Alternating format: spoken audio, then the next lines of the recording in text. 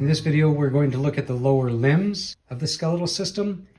Here you see only the pelvis and the two femoral heads as they articulate with the acetabula. As we move through the video, I will focus on one bone at a time. But to present the entire assembly in this field of view, the lower limbs are just too long for that, so we'll continue on one portion at a time. So what we're seeing here is a complete pelvic assembly. What is considered the pelvic girdle are simply these two os coxa bones, and they're actually each made of 3 bones. So we'll get to that in a moment. But looking at the pelvis here, you have a right os coxa, a left os coxa. At the anterior, we have this pubic symphysis, which is this fibrocartilaginous pad, and it actually holds these bones together but allows some movement. This is lumbar 4 and 5, just for orientation. And then this is your sacrum. So lumbar 5 sits on top of the sacrum, and you have these intervertebral discs. And then right here, you can see where the sacrum on each side articulates with the os coxa. So this forms the iliosacral joint, because this bone right here, this bony portion of the os coxa, is the ilium, or the iliac bone. So we have the sacroiliac joint or iliosacral joint, same thing. And this is the anterior view. So this is the anterior of your sacrum. If we turn this around, we're seeing the posterior of the sacrum right here, your sacral crest, medial sacral crest, and down here, little coccyx, right? What we consider to be a remnant tailbone. And again, we'll look at each of these bones individually. So here we see just one os coxal bone, and this happens to be the right os coxa. If we look right here, this is known as the acetabulum. That's where the femoral head articulates, and you know that it has to point laterally to allow the femur to articulate there. So we're looking at actually the lateral aspect of this bone. The anterior would be almost straight on like this blade edge. The posterior, this blade edge, and then the medial aspect would be what you're seeing here. And if you look right here, this roughened area is actually the auricular surface. It's where the sacrum would articulate. So here's one half, the sacrum would be right here, and then the other os coxa here. So that forms your pelvic assembly. So here, looking at the medial aspect, we have the auricular surface, we have the iliac crest, and this is the ilium. Down here would be the ischium, and this would be your pubic bone. Maybe easier to see from this view, and this is why. If we look at these, they all fuse right here in the center of the acetabulum. So if I put one thumb here and one thumb here, everything above my thumbs is iliac or ilium, the iliac bone. If I cover it like this, then what you're seeing is the ischium. And if I cover it like this, you're seeing the pubic bone, the pubis. So that's a good way to separate the 3.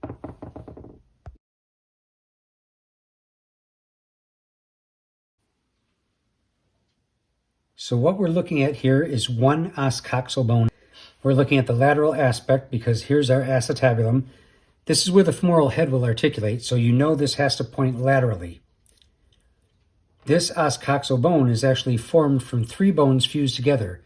You have the iliac bone here, or the ilium, the ischium down here, and the pubis here, and they all fuse together at the center of this acetabulum. So the sutural points, if they were visible, would be here, and then here. So this is, again, the iliac, the ischium, the pubis. This is the acetabulum where the femoral head will articulate. You're looking at the lateral view. If we turn this over like this would be the medial view. And in fact, right here, what you're seeing is the auricular surface. This is where your sacrum would sit, at least the right side of your sacrum. This would be facing head on. This is the anterior view, and the sacrum would sit right here at the auricular surface.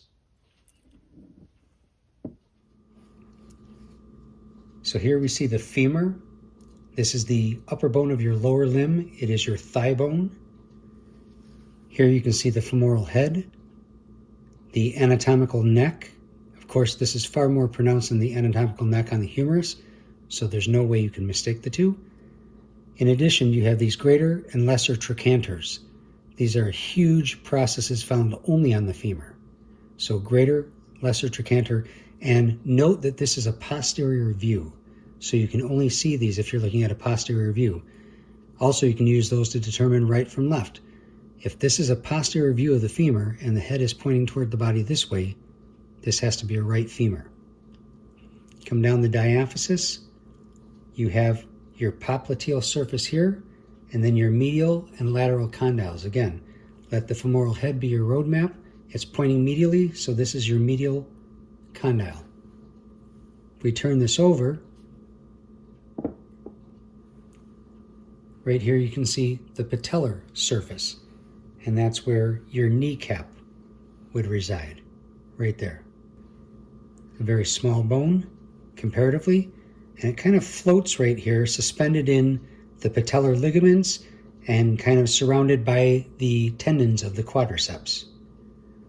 So that is your femur, largest bone of the body. Now we'll look at the two lower bones, the bones in the lower portion of the leg, and they'll come right off here, off the distal femur, and you'll have your tibia articulating with the femur. The fibula actually does not articulate with the femur. It doesn't quite make it up there. It articulates with the lateral aspect of the tibia only. So let's take a look at that. So here are the tibia and the fibula. The fibula is the more lateral of the two. The tibia is the more medial of the two lower bones, and it's definitely the weight-bearing bone, as you can see by the girth, the thickness of it. This is really just a stabilizer bone. So I'm going to remove the femur and show you the rest of the tibia and fibula. So if we slide these more into view, you can see that the tibia here, and we're going to look at this as an anterior view, so that's looking right at the anterior. This is your tibial tuberosity. This is where your quadriceps would insert. On the surface here, we have the medial and lateral condylar surfaces. Those are what will articulate with the distal end of the femur. And then if we look at the tibia on the anterior and come all the way down to the end here, you see this portion. This is what forms the medial aspect of your ankle, what we call the ankle. You may have hit this when you're bowling, and it's quite painful. It's that big prominent bone on the medial aspect of your ankle. This is called the medial malleolus.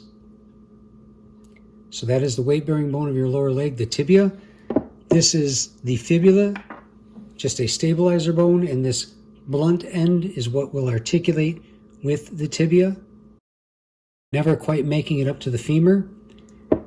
And then down here, this distal end of the fibula will form your lateral malleolus.